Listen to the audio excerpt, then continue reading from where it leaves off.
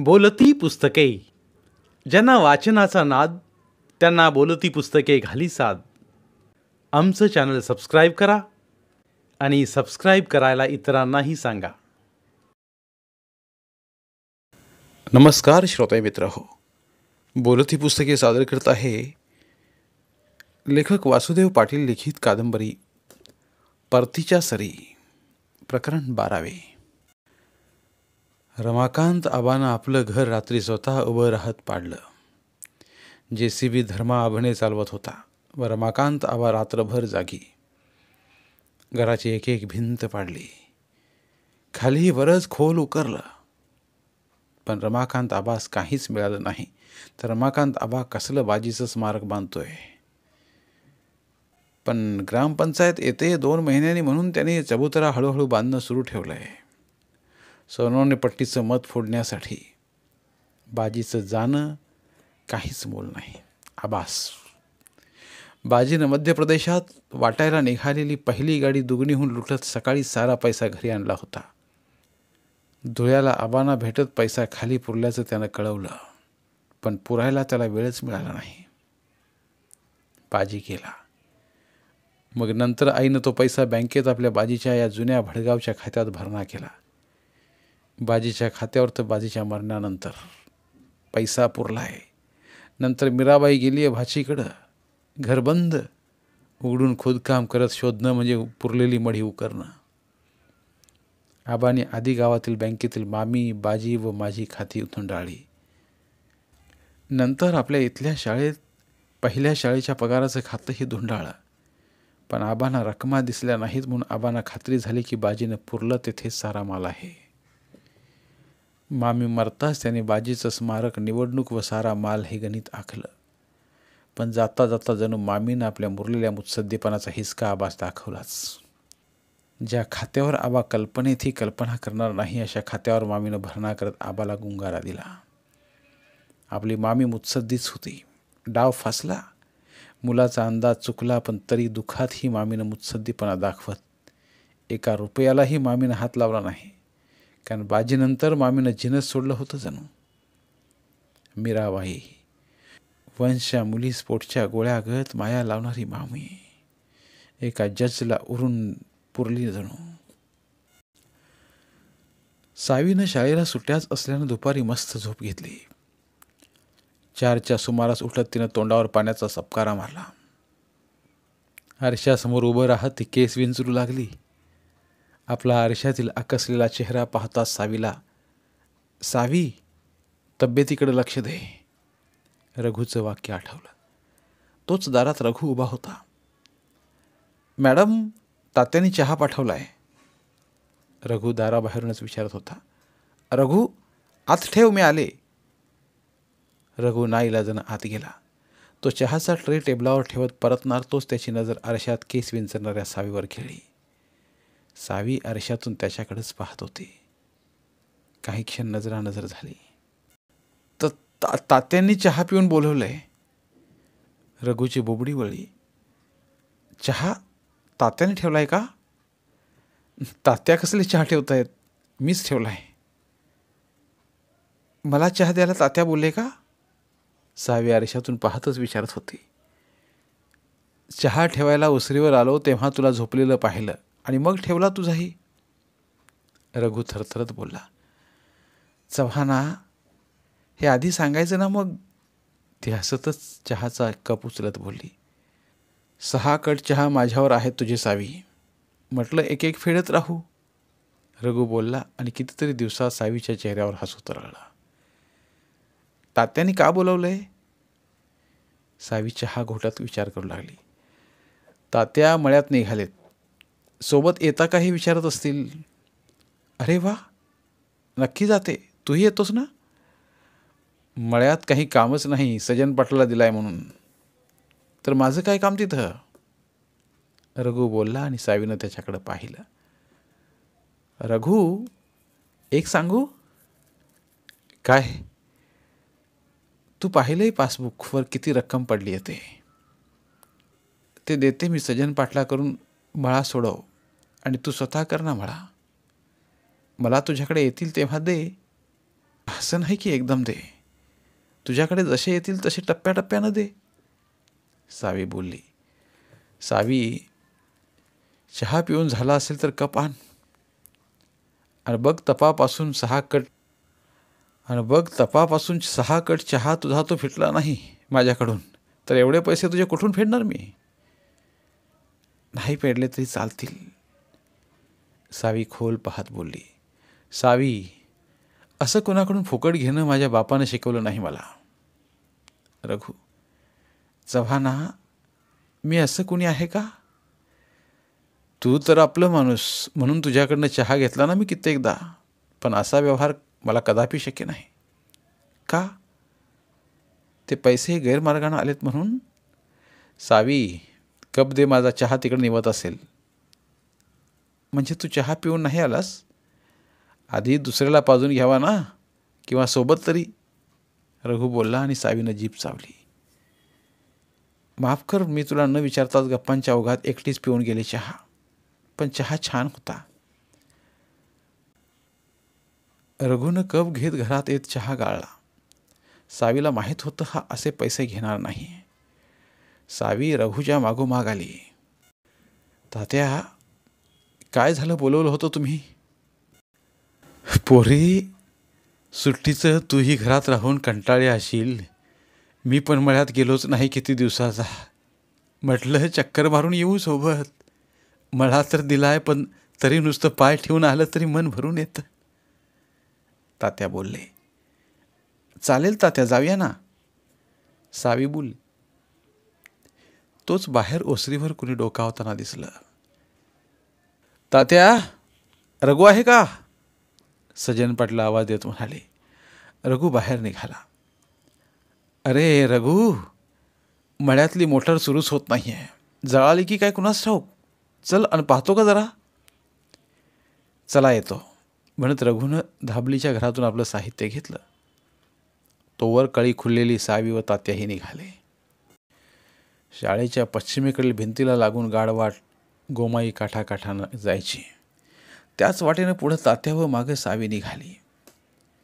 रघु बराच पुढं सजन पाटलासोबत निघालेला. तात्या लंगडत लंगडत आपला एक पाय ताणत उसंड्या मारत चालत होते. तात्या, हात धरू का? पोरी, घाबरू नकोस, हा गोमाई काठ लहानपणापासून पायदळीचा आहे, तू सांभाळून ये फक्त. तात्या मोठ्या हुरूपानं मळ्याकडे निघाले. एका बाजूला गोमाई पात्रातील शेवाळलेलं पाणी, तर एका बाजूला उंचच उंच केळीचे मळे. समोर सूर्य कलत होता. पोरी, तुझ्या ओळखीत नाही का एखादी पोर आपल्या रघुसाठी? बघ ना जरा. अचानक तात्या चालता चालता बोलले आणि सावीची छाती धडधडायला लागली. तात्या, कशी मुलगी हवी? पोरी, माझी इच्छा लाख असेल की नक्षत्रासारखी सून हवी, पण हल्ली गरिबांसाठी जणू पोरींचा दुष्काळच पडलाय बघ. म्हणून गरीब असली तरी त्यातल्या त्यात नाकी डोळी बरी हवी. एकच सल पोखरते पोरी. माझ्या जीवात जीव आहे तोवर रघुचे हात पिवळे व्हायला हवेत. तात्या बोलले आणि सावीस कसंच होऊ लागलं. सावी, बघते, एवढंच बोलली. तोवर मळा आला. बघ पोरी, बघ, अगदी काळजाच्या घडागत ठाव आहे. बारमाही चालणारी विहीर आहे. बांधावर जुनी कितीतरी झाडं आहेत. केळी तर अशी होते की माणसाकडून केळीचा घोडा उचलला जात नाही. तात्या भरभरून बोलत आपला गहाण टाकला मळा दाखवत होते. मळा खरंच काळ्या कसदार पोताचा होता. तात्या, मळा सोडून का घेत नाहीत? सावी मूळ मुद्द्यावर आली. पोरी, आतडं तुटतंय मळा दुसऱ्या देताना, पण नाईलाज. तुला मगाच बोललो होतो ना की विनोदला संस्थेत लावलं तेव्हा व त्याच्या लग्नाला कर्ज घेतलं, त्यामुळं सजनाकडे गहाण टाकावं लागलं मळा. त्यात विनोद निमखराम निघाला. शहाद्याला घर केलं, प्लॉट घेतोय, सासऱ्यास हवी ती मदत करतोय, पण इकडे छदाम देत नाही. तात्या कलकलत बोलले. तात्या, एक सांगू? सांग सांग पुरी. मी देते पैसा, मळा सोडवा, मला सवडीनं परत करा. सावीनं रघुनं ऐकलं नाही म्हणून तात्यास गळ घातली आणि तात्या तिच्याकडे पाहू लागले. सज्जननं मोठी रक्कम दिली आहे पुरी, अविश्वासानं तात्या बोलले. तुम्ही किती सांगा, फक्त आहेत माझ्याकडे पगाराचे, बाकी पतपडी काढते हवं तर, पण पुरी रघु घेणार नाही तुझ्याकडून. सजनकडनं कर्ज घेणं काय आणि तुझ्याकडून घेणं काय सारखंच. अहो तुम्ही समजावा, आणि फरक कसा नाही. असं समजा मी तुमचा गळा घाण ठेवला आहे, पण खेळायला तुम्हाच दिलं आहे वटाईने. निम्म उत्पन्न मी घेणार, पण तुम्हासही निम्म उत्पन्न मिळेल. त्यातून हळूहळू कर्ज फेडता येईल आणि हा व्यवहार आपल्यातच राहील, इतरांना काहीच माहीत पडणार नाही. सावीनं सांगताच तात्या घुटमळले. सावी पोरी, आम्ही तुझ्याकडून कर्ज घेत मळा सोडला तर विनोद लगेच निम्मा मळा घेईल व कर्ज मात्र फेडणार नाही. तात्या, तुम्ही जरा कणखर भूमिका घ्या. सरळ सांगा तुझा हिस्सा तू सोडव म्हणून. तुम्ही निम्मा मळा सोडवला की विनोद सोडवेल. सावीचा सल्ला पटण्यासारखा होता. तात्याच्या मनात सल्ला घोळू लागला. काय रे सज्जन, झाली का मोटार सुरू? विहिरीजवळ येत तात्या म्हणाले. उतरलाय रघु विहिरीत ठेवणीवर, खोलून पाहतोय. सज्जन पाटील तात्याजवळ बसत बोलले. सावी विहिरीत डोकावत ठेवणवर उभं राहत मोटर खोलणाऱ्या रघुकडे पाहू लागली. तात्या, नांथ्याला माझी आत्ती बहीण राहते, तिच्या शेजारी आहे एक मुलगी. द्यायचा का निरोप रघुसाठी? विडी पेटवत सज्जन पाटील बोलले. सज्जन गडा, मग हे काय विचारणं झालं का? काही कर अन घडव गड्या, तात्या आशेनं म्हणाले. पण तात्या, एक अडचण आहे थोडी. आता मध्येच काय अडचण आलीस? मुलीची फारकत होत बसली. पण 6 महिनेच नांदली असेल पोर, म्हणून तुला विचारून कळवावं असं वाटलं मला. सज्जन, माझा रघु कुवारा आहे, माहिती आहे ना तुला. मलाच कन, पण त्यालाही ते स्थळ पटणार नाहीत गड्या. दुजवर मुलगी नवो, तात्या बोलले आणि सावीच्या हातातला खडा सुटत टपकन विहिरीच्या पाण्यात पडला. विहिरीच्या शांत डोहात तरंगच तरंग उठले. सावी उठणाऱ्या तरंगातच जणू थरथरली. आबा, करा बरं आता मोटर सुरू, रघुनं खालीन जोरात आवाज दिला. सज्जन पाटील उठले व मोटारीचं स्टार्टरचं बटन दाबलं. त्या सरशी मोटारनं ढोका बाहेर फेकला. रघु दोर धरत वर चढला. आबा, मोटार चांगली आहे. उंदराणी वायर्स कुरतडल्या होत्या कनेक्शनच्या, रघु बोलला. सज्जन पाटलाने आपला घरचा मळा दाखवण्यासाठी तात्यास जबरीनं आपल्या घरच्या मळ्याकडे नेलं. सज्जन, उशीर होईल, सूर्य कल्ला बघ. तात्या, होऊ दे उशीर, असंही तू काही येत नाही, चल. आणि तिकडच्या रस्त्यानंच परतायचं ना. आणि रघु, तात्या आज आमच्याकडे जेवण करेल, येईल सकाळी, सज्जन पाटील आग्रहानं बोलले. सावी, रघुसोबत निघ पोरी तू, तात्या बोलले आणि सज्जन पाटलासोबत निघाले. सावी रघुकडं पाहू लागली. सूर्य बुडाला होता व अंधार पसरायला लागला होता. उंचच उंच केळीच्या बागात अंधार बनच वाटत होतं. पाणी भरलेल्या बागातून रातकिड्याने किरकिरायला प्रारंभ केला होता. सावी, तू पुढे चाल, आमचे तात्याही काहीच विचार करत नाहीत. आबांनी बोलवलं आणि निघाले. रघुचीही किरकिर सुरू झाली. जर आपण सावीसोबत गाववाल्यांनी पाहिलं तर नाहक बभाटा होईल म्हणून तो घाबरत होता. रघु, मला सायंकाळी नदीकाठ खूप आवडतो. गालनपूरला मी, मामी व बाजीदादासोबत गिरणाकाठावर खूप फिरायचो. सावी, संध्याकाळ उलटली केव्हाची, अंधार दाटून आलाय. अंधारात तर खूपच छान. नदी, नदीचा काठ, पात्र, काठावरील बन खूप खूप गूढ बोलतं रात्रीचं. सावी कल्पना विश्वात रमत बोलली. सावी, खाली काठावर इथेच प्रेतं जाळतात, चल पटकन. रघु कोणी पाहिल त्याआधी घरी परतण्यासाठी सावीला भीती दाखवू लागला. रघु, जाणारे जीव एकदाचे गेले की कधीच परतत नसतात. मामीचा माझ्यामध्ये किती जीव असं वाटत होतं की मामी स्वप्नात तरी येईल, पण रात्री एकटी झोपते तरी कधीच दिसली नाही, वा स्वप्नात देखील आली नाही मामी. का उगाच जाणाऱ्या जीवांची भीती? थोडा वेळ तरी चल ना. सावी आग्रह करतच होती.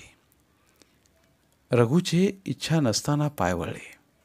आपण एवढ्या घरात मामी गेल्यानंतर सावी एकटी झोपते. ती घाबरत असेल हा विचारच केला नाही. निदान काही दिवस गोजर माय वा तात्यांना झोपायला पाठवायला हवं होतं. तेवढी सोबत झाली असती सावीला. तो विचारात गडला असतानाच गोमाई काठ आला. अंधाराचं साम्राज्य सारं.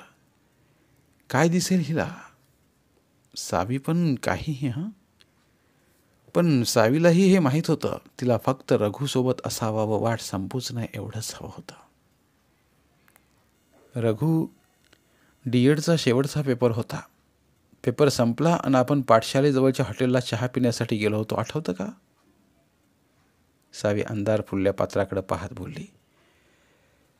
तेव्हा उजेड होता आणि आता अंधार. ते नागपूर होतं आणि हे बोरमळा.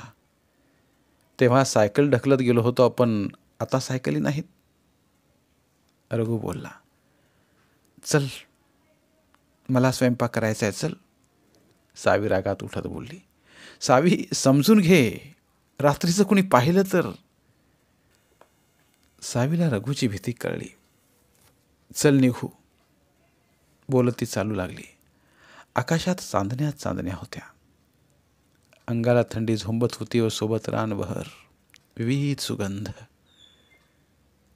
रघु, अवनी व तृप्तीने भेटायला बोलवलंय असोद्याला. तूही चल ना सोबत. किरणला भेटणं होईल तुझं. सावी बोलली. सावी, असं सोबत फिरणं संयुक्तिक नाही. सावी काहीच बोलली नाही. रागावलीस? न बोलणाऱ्या सावीस रघुनं ठोकलं.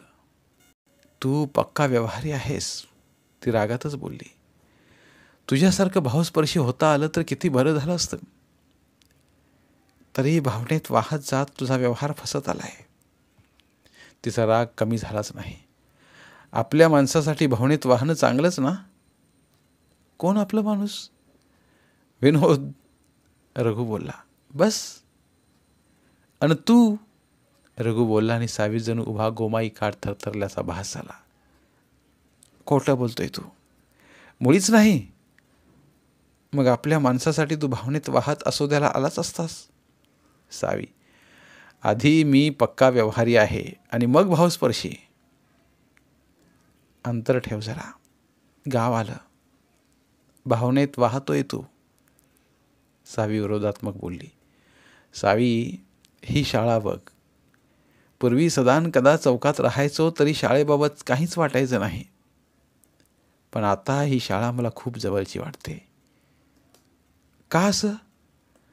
सावीनं अधीरतेनं विचारलं. कारण तिच्यात आपलं माणूस आलंय आता म्हणून. सावीच्या चेहऱ्यावर संतापाचे भाव क्षणात विरले. झरझर हास्य उमललं. ते रघुला अंधारात दिसलं नाही, पण त्याला ते जाणवलंच. ही शाळा, हे गाव माझं आहे. सावी ठासून हक्कानं बोलली व चौकातून पुढे चालू लागली. आणि हे शेड मात्र माझं. रघु हसत पाराकडे पाहू लागला. मुकाट्याने अंतर राखत ते चव्हाण चौकातून ओसरीवर चढले. मी खिचडीचा कुकर वाढवते. रघु काहीच बोलला नाही. स्वयंपाक नसल्यानं तो धाबलीच्या घरात मोटर बांधू लागला. खिचडी शिजतात सावी ओट्यावर आली, पण रघु पाठमोरा बसला असल्यानं त्यास कसं सांगावं. ती ओसरी उतरणार तो सदा चौकात येताना दिसले. ती थबकली. रघु इन्सुलेशन पेपर घेण्यासाठी जागेवरून उठत फिरला तर त्यास सावी दिसली. तो उठला. सावीनं खिचडी काढून ताट तयार केला व ओसरीवरून दिला. तिकडं सावी जेवत होती तर इकडं रघु, भिंत आडवी. काय ओलसर भावना असतील दोघांच्या मनात. 2 ताटातली ताटातूट करणारी ही भिंत कधीच तुटणार नाही. आता तात्या राहिले असते तर तिघं सोबतच जेवले असते. हा व्यवहार असतो नैतिकतेचा, पावित्र्याचा. धन्यवाद. उर्वरित कादंबरी पुढील भागात उपलब्ध आहेत. तिथे प्रत्येक कादंबरीचे सर्व भाग एकत्रित मिळतील. त्यामुळे सध्या सुरू असलेल्या क्रमशः कादंबरीच्या पुढील भागासाठी वाट पाहण्याची गरज नाही. तुमच्या वेळेनुसार तुम्ही संपूर्ण कादंबरी सलगपणे ऐकू शकतात आणि साहित्याचा आस्वाद घेऊ शकता.